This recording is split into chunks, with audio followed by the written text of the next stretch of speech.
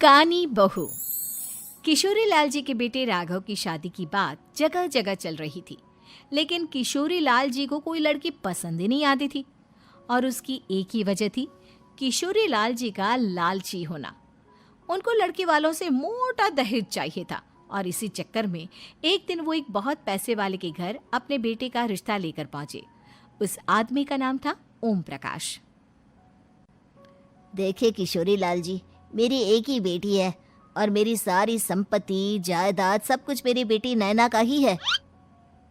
पापा, नाम से लगता है बहुत खूबसूरत होगी। कितना अच्छा नाम है ना, नैना। ओ, वैसे बात तो सही है आपकी। अब इतना पैसा है, जमीन जायदाद है, इकलौती बेटी, आप भी क्या करेंगे? सब कुछ उसे ही देंगे ना। बिल्कुल ठीक पहचाना आपने। बस बेटी की शादी और सारी जायदाद उसके नाम। पापा, बिना देखे हाँ कर दीजिए ना। इतना अच्छा रिश्ता फिर कहाँ मिलेगा? माला माल हो जाएंगे हम। मैं अपनी बेटी को बुलाता हूँ। अरे नहीं नहीं नहीं नहीं, आपकी बेटी का नाम नैना है, सुनकर ही लगता है बहुत सुंदर होगी। रहने दीजिए अंकल, मैं तो आपकी बेटी के नाम से ही इतना खुश हो गया हूँ कि उसे बिना देखे शादी करने को तैयार हूँ। अब तो मैं उसका चेहरा सीधे शादी के बाद ही देखूंगा। और इस तरह राघव नैना का चेहरा नहीं देखता और उससे शादी कर लेता है। शादी के बाद अपनी सुहाग रात पर जब राघव नैना का घूंघट उठाकर देखता है तो नैना की आंखें बंद थी। कितनी खूबसूरत हो तुम नैना, जरा अपनी आंखें खोलकर मेरी तरफ देखो तो सही। नहीं, मुझे शर्म आती है। अरे, मैंने तुम्हें शादी से पहले भी नहीं देखा, और अब अगर तुम आंखें खोलकर मुझे देखोगी भी नहीं तो मुझे अच्छा कैसे लगेगा? इससे पहले कि नैना अपनी आंखें खोलकर राघव की तरफ देखती, अचानक से लाइट चली गई और राघव नैना को पूरी तरह से देख भी नहीं पाया। अगली सुबह नैना राघव के लिए नाश्ता बनाकर लेकर आई। अरे ये क्या, आधा पराठा सीका हुआ है और आधा बिल्कुल कच्चा। ये तुमने क्या किया नैना? बहू, तुमने क्या आधा पराठा तवे से नीचे लटका कर रखा था, जो आधा सिका है और आधा कच्चा? मुझे जितना दिखेगा उतना ही तो सीखूंगी ना पापा जी। जहाँ जहाँ मुझे नजर आ रहा था वहाँ मैंने सीख लिया, जहाँ जहाँ नहीं दिखा वहाँ कच्चा रह गया होगा। इसका क्या मतलब है? ये कैसा मजाक कर रही है तुम? अरे बहू, तुमने इतना लंबा घूंघट क्यों लगाया हुआ है? देखो, हमारे घर में बहुओं को बेटी की तरह रखा जाता है, और फिर तुम तो इतना सारा माल लेकर आई हो। देखो, ये घूंघट डालकर रखने की कोई ज़रूरत नहीं है। हाँ नैना, पापा जी ठीक कह रहे हैं, तुम तो आराम से रहो, अपना ही घर समझो। नैना अचानक से अपना घूंघट उठा लेती है। अरे ये क्या पापा, नैना की तो एक आंख फूटी हुई है। नाम से नैना, लेकिन ये तो कानी बहू निकली। मेरे साथ धोखा हुआ है, धोखा। बिना दिखाए अपनी कानी लड़की मेरे संग ब्याह दी। मुझे कानी बीवी नहीं चाहिए। मुझे अभी ओम प्रकाश जी से बात करनी पड़ेगी। आखिर उन्होंने मेरे साथ ऐसा किया क्यों? अरे, आप लोगों ने ही तो पापा से कहा था कि आप लोग शादी से पहले मुझे देखना नहीं चाहते। अब मेरे पापा पर क्यों इल्जाम लगा रहे हैं? अरे लेकिन उन्हें बताना तो चाहिए था ना कि तुम कानी हो, एक आंख से तुम्हें दिखाई नहीं देता। किशोरी लाल और राघव नाराज होकर ओम प्रकाश को अपने घर बुलाते हैं। पापा जी, ये आपने क्या किया? शादी से पहले बताया क्यों नहीं कि नैना की आंखों में परेशानी है? अरे, आप ही ने तो लड़की देखने से मना कर दिया था। अरे लेकिन आप बता तो सकते थे।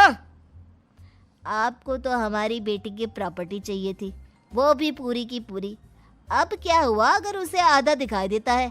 प्रॉपर्टी तो आपको पूरी मिल गई ना। अरे ये क्या बात हुई? मेरी शादी प्रॉपर्टी से नहीं, आपकी बेटी से हुई है।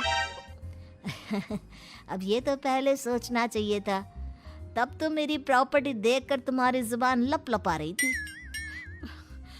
लेकिन मैं कानी लड़की को अपनी बीवी बनाकर नहीं रख सकता। पापा, कुछ करिए ना आप। हाँ, करता हूँ।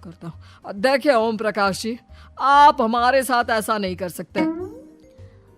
और तुम देखो, अगर तुमने मेरी बेटी से शादी तोड़ी ना, तो जो भी प्रॉपर्टी मैंने तुम्हें दी है वो तो पूरी की पूरी वापस ले ही लूँगा, और आधी प्रॉपर्टी तुम्हारी भी लूँगा। अरे मेरी आधी प्रॉपर्टी भला क्यों लेंगे आप?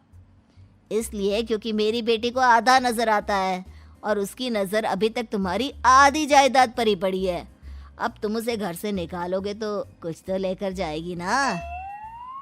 और अगर हम आपकी बेटी को अपने घर की बहू बना कर रखे तो? तो तुम्हारी पूरी प्रॉपर्टी तुम्हारी ही रहेगी, और जो मैंने तुम्हें दिया है ना, उसमें से बस मैं आधा लेकर जाऊंगा। अरे लेकिन अब आप अपनी दी हुई प्रॉपर्टी में से आधी वापस क्यों लेकर जाएंगे? अगर मैं आपकी बेटी को अपनी पत्नी बनाकर रखने को तैयार हूं तो? इसलिए ताकि भविष्य में अगर तुम मेरी बेटी को धोखा दो तो उसके पास कुछ तो रहे जो पति का हो। वैसे मेरे पास तो बहुत कुछ है, लेकिन अपने पति की कोई निशानी तो उसके पास होनी चाहिए ना। अब अगर तुमने मेरी बेटी को कानी कहा तो तुम्हें प्रॉपर्टी भी कानी ही मिलेगी, पूरी नहीं। जमाए राजा। किशोरी लाल और राघव समझ चुके थे कि वो बुरी तरह फंस चुके हैं और अब उनके पास वहां से निकलने का कोई चारा नहीं है। अब समझ में आया ना, लालच बुरी बला होती है। एक तो तुम्हें प्रॉपर्टी मिली, ऊपर से बीवी मिली, उसमें तुम्हें नखरे भी दिखाने हैं। आए बड़े, चुपचाप बैठो दोनों। कुछ दिनों के बाद नैना राघव की कार लेकर बाजार घूमने निकलती है और जब कार लेकर वापस आती है, ये क्या? एक तरफ से मेरी गाड़ी पूरी खराब हो चुकी है। लगता है तुमने मेरी गाड़ी को किसी दूसरी गाड़ी के साथ एक्सीडेंट किया है। अरे अरे कितना बड़ा नुकसान कर दिया तुमने बहू। वो क्या है ना पापा जी, मुझे एक आंख से दिखाई नहीं दे रहा था, सामने से गाड़ी आ रही थी। मुझे तो सिर्फ आधा ही दिखाई दिया और वो गाड़ी मेरी कार से रगड़ते हुए निकल गई। अब मैं क्या करूं बताओ? आप इसे ठीक कराने के पैसे कौन देगा? तुम्हारे पापा? तुमने मुझसे इस तरह से बात की? अभी रुको। नैना राघव की शिकायत ओम प्रकाश को कर देती है। देखो राघव, अब जो मेरी आधी प्रॉपर्टी तुम्हारे पास थी ना, उसमें से आधी और मैं लेकर जाऊंगा, क्योंकि तुमने मेरी बेटी को डांटा। अरे नहीं नहीं पापा जी, गलती हो गई, माफ कर दो। गलती की तो कोई गुंजाइश ही नहीं। अगली बार मेरी बेटी को डांटा तो बची हुई आधी में से आधी और ले जाऊंगा। लालच के चक्कर में हम दोनों ने बहुत बड़ी गलती कर दी बेटा। एक तो तुम्हें कानी बहू मिली और ऊपर से जो माल मिला वो भी काना। इस तरह राघव की हर एक गलती पर ओम प्रकाश उसकी प्रॉपर्टी का आधा आधा हिस्सा लेकर अपना सारा माल वापस ले गया और राघव को कानी बीवी से काम चलाना पड़ा। भाई लालच वाकई में बुरी बला है।